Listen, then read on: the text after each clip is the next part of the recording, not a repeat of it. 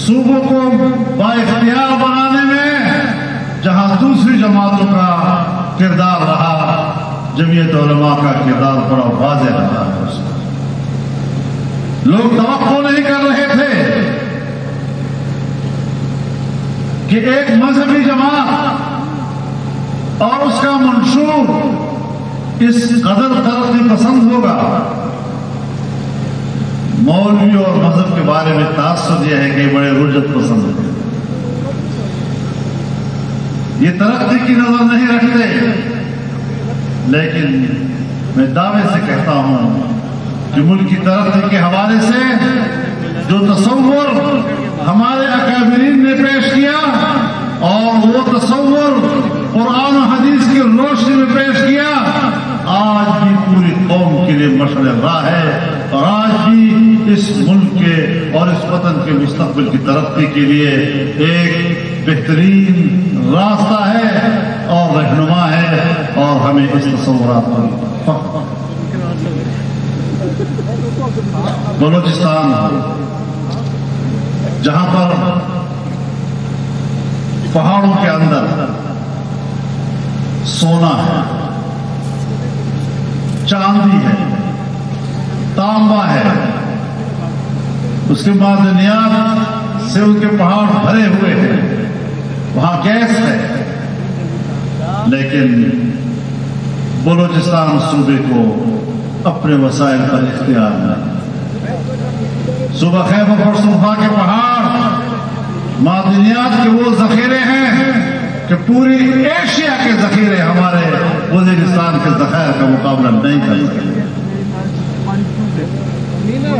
تم نے ان ذخائر پر قبضہ کیا ہوا ہے اور ہمارے بچے اس کا فائدہ نہیں اٹھا سکتے۔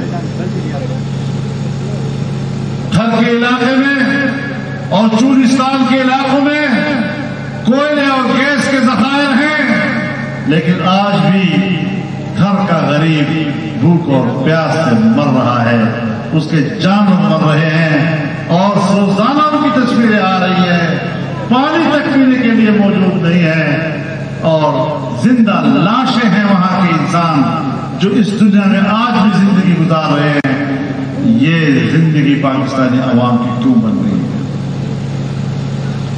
پنجاب ایک ایسا صوبہ ہے کہ جہاں کی صحرائیں اور جہاں کے میدان پورے ملک کی معیشت کو اناج مہیا کرتا ہے، پورے ملک کی زراعت کا دار و مدار پنجاب کی سرزمین پر ہے، لیکن افسوس یہ ہے کہ آج ہماری ماضی کی غلط پالیسیوں کی وجہ سے ہندوستان نے ہماری دریاؤں پہ قبضہ کر لیا ہے، ڈیم بنا کر پانی سے ہندوستان کی زمینیں سیراب کی جا رہی ہے، اور وہ پاکستان کا حق کا پانی ہے جو آج آنے والے مستقبل میں پنجاب کی لہلہاتی ہوئی کھیتوں کو لق و دق صحراؤں میں تبدیل کر سکتی ہے۔ یہ ہمارے اس ملک کا انجام کیا جا رہا ہے۔ کشمیر وہ خطہ ہے کہ جہاں سے دریائیں پاکستان کی طرف آتی ہیں، جس پر پاکستان کا حق ہے، لیکن بجائے اس کے کہ ہم 70 سال کشمیر کو حاصل کرنے کے لیے پیش رفت کرتے، جنرل مشرف نے دہشت گردی کے خلاف نام نہاد جنگ میں امریکہ کا اتحادی بنا کر پاکستان کے اندر اپنی ہی ہم وطنوں کو اپنا دشمن قرار دے کر کشمیر کے مسئلے کو مؤخر کر دیا، اور واضح طور پر کہا کہ اب ہندوستان ہمارا دشمن نہیں، ملک کے اندر کا دشمن ہمارا دشمن ہے۔ تو کشمیر کا مسئلہ پس منظر میں چلا جاتا ہے۔ جس مشرف نے مسئلہ کشمیر کو پس منظر کی طرف دھکیلا، ہم نے کچھ عرصہ وہ جنگ لڑی کہ کس طرح ہم پاکستان کی خارجہ پالیسی کے لیے کشمیر کو دوبارہ ترجیح اول پر لائیں۔ ہم نے مسلسل جنگ لڑی، لیکن جب ہم وہاں سے ہٹے تو انہوں نے کشمیر کا سودا ہی کر دیا۔ جب تک کشمیر کی بیٹی ہمارے ہاتھ میں تھی، کوئی مائی کا لال کشمیر کو نہیں بیچ سکتا تھا۔ آج اس کشمیر کو بیچ دیا گیا ہے، اوپر سے آنسو بھی وہ آ رہے ہیں۔ کم وقت تمہیں رونے کا کیا ہے؟ تم نے بین الاقوامی ایجنڈے کی تکمیل کی ہے۔ میں یہ نہیں کہہ رہا ہوں کہ یہ محض نااہلی ہے، بلکہ جو کچھ ہندوستان نے کیا یہی تمہارا ایجنڈا تھا، اور اس ایجنڈے کے تحت ہندوستان اس قابل ہوا کہ اس نے کشمیر کی خصوصی اہمیت کا خاتمہ کر دیا، خصوصی حیثیت کا خاتمہ کر دیا۔ میرے محترم دوستو، پاکستان اگر اس قدر تیزی کے ساتھ روزمرہ کی بنیاد پر معاشی طور پر گر رہا ہے اور گر چکا ہے، ایک سال کے اندر 3 بجٹ پیش کرنے کی روایت انہوں نے ڈالی اور تب بھی محصولات مکمل نہیں ہوئی۔ اگر ایک بجٹ مزید پیش کرنے دیا جائے، میرے خیال میں وہ پاکستان کا آخری دن ہوگا۔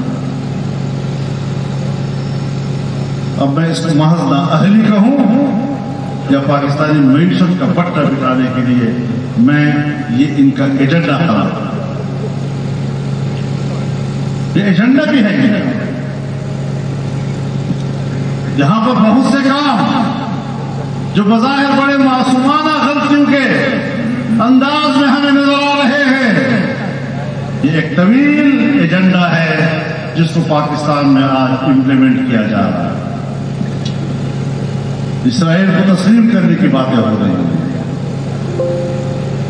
کیا میری آج کی پاکستانی حکومت اور آج کی وزارت داخلہ یہ انکار کر سکتا ہے کہ اسرائیل کا طیارہ پاکستان میں نہیں اترا ہے؟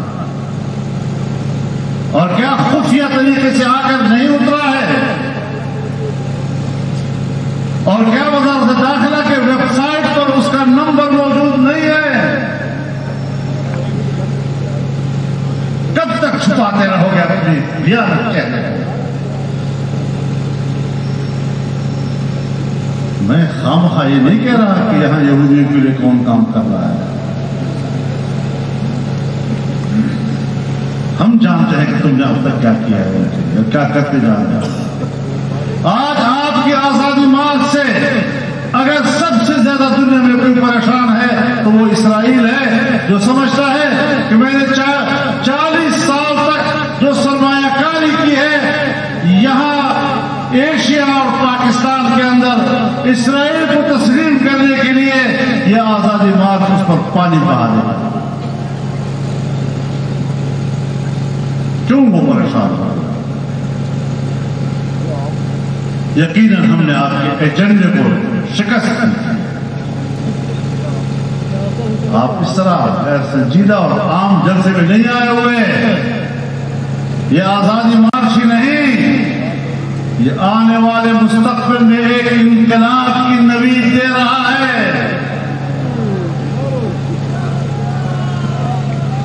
یہ محنتیں اس لیے نہیں ہوئی کہ کچھ مخصوص قوتیں محلاتی سازشوں کے ذریعے آئے روز قوم کی قسمت کے ساتھ کھیلتی رہے گی۔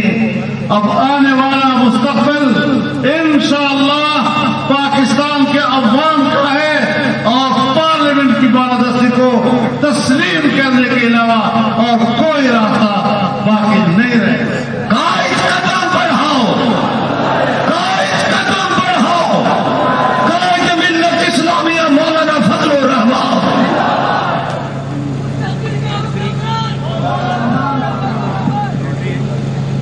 یہ ساری چیزیں اس طرف رپورٹر کھڑے ہوئے آنے والے مستقبل میں دوسری طرف رپورٹر کھڑے ہوئے ہمیں کامیابیوں کی نوید سنا رہی ہیں، اور پارلیمنٹ کی بالادستی کو تسلیم کرنا پڑے گا۔ اگر اس ملک میں باقی آئین ہے یا اس ملک میں جمہوریت ہے تو پھر جمہوریت میں عوام کے فیصلے کا احترام ہوتا ہے۔ محلاتی سازشوں کی اب یہ سلسلے بند ہو جانے چاہیے۔ یہ ملک عوام کا ہے. یہ ملک صرف جاگیرداروں کا نہیں ہے. یہ ملک صرف سرمایہ داروں کا نہیں ہے. یہ ملک صرف بیوروکریسی کا نہیں ہے. یہ ملک صرف اسٹیبلشمنٹ کا نہیں ہے. یہاں کا آئین بنے گا، یہاں کی پارلیمنٹ بنے گی تو عوام کے ووٹ سے بنے گی، عوام کی مرضی سے بنے گی. اور میں پوچھنا چاہتا ہوں، کہتے ہیں صاحب ہم پارلیمنٹری کمیٹی بنا دیں گے، پارلیمانی کمیٹی تحقیق کرے گی کہ دھاندلی ہوئی ہے یا نہیں ہوئی. 1 سال ہو گیا ہے ہم نے کمیٹی بنائی تو تھی، 1 سال میں ایک میٹنگ نہیں ہوئی. پرویز خٹک صاحب ہی اس کے چیئرمین تھے، آج تک بھی چیئرمین ہیں. شفقت محمود صاحب سب کمیٹی کے چیئرمین. 1 سال ہو گیا اور اس 1 سال کے اندر الیکشن کمیشن کی رپورٹ